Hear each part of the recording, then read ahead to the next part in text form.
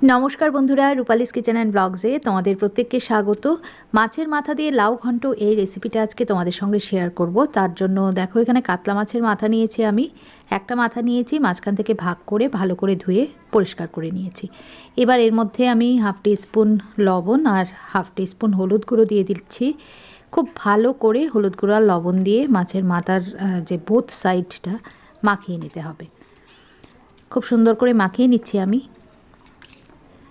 এটা কিন্তু খুব টেস্টি একটা রান্না আর বাঙালির চিরপরিচিত একটা রান্না। গরম গরম ভাতের সঙ্গে অসাধারণ লাগে কিন্তু এটা খেতে। তো দেখো সমস্ত মাথাগুলোতে আমি লবণ আর হলুদ গুঁড়ো মাখিয়ে নিলাম। এবার কড়া বসিয়ে 2 টেবিল স্পুনের মতো সর্ষের তেল দিয়ে ভালো করে গরম করে নিচ্ছি। এবারে এর মধ্যে আমি মাছের মাথার টুকরোগুলোকে একদম লাল লাল করে ভেজে তুলে নেব।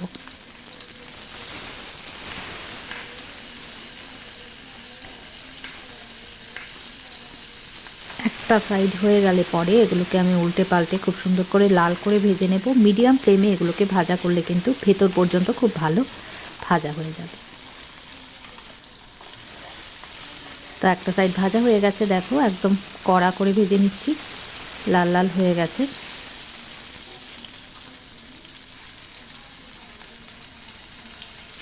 এবার আমি এগুলোকে তুলে নেব।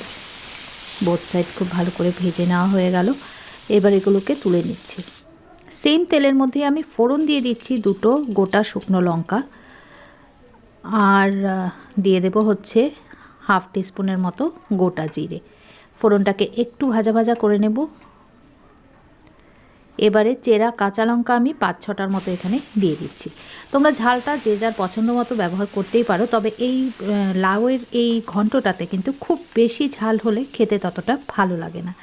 এবারে দিয়ে দেবো এই যে লাউগুলো, আমি একটা মাঝারি সাইজের লাউকে একদম কুচি করে কেটে নিয়েছিলাম আর ভালো করে ধুয়ে তারপর কিন্তু কেটেছি। কাটার পর কিন্তু লাউ ধুতে হয় না, ভালো করে ধুয়ে নিয়ে তারপরেই কাটলে কিন্তু ভালো হয়।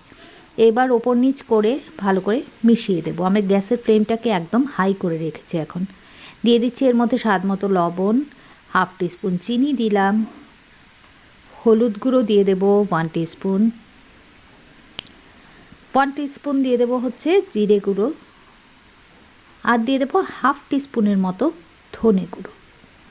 ধনে গুঁড়োটা একদম অল্প একটুখানি দিলাম, ব্যাস। আর কোনো গুঁড়ো মশলাই কিন্তু এর মধ্যে আমি ব্যবহার করব না। ভালো করে সবগুলোকে উল্টে পাল্টে একদম মিশিয়ে দিতে হবে। এখন খুব ইজি রান্না এটা, পুষ্টিগুণে ভরপুর, আর খুব বেশি মশলাপাতি যেহেতু ব্যবহার করা হয় না সেই জন্যই বললাম যে পুষ্টিগুণে ভরপুর আর খেতে কিন্তু সত্যি খুব ভালো হয়।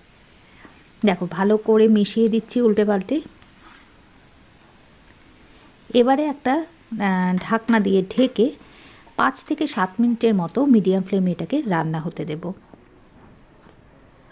তো দেখো 5-7 মিনিট পরে আমি ফিরে এলাম। আমি ঢাকনাটা তুলে নিয়েছি, আবারও খানিকক্ষণ মিশিয়ে নিচ্ছি। দেখো লাউ থেকে অনেকটা কিন্তু জল বেরিয়েছে এবং এই জলটা দিয়েই কিন্তু পুরো রান্নাটা হয়ে যাবে। এটার মধ্যে কিন্তু এক্সট্রা করে কোনো রকম জল ব্যবহার করতে হয় না। আবারও ভালো করে উল্টে পাল্টে দিলাম। এবার যে ভেজে রাখা মাছের মাথার টুকরোগুলো সেগুলো কিন্তু এর মধ্যে দিয়ে দেব।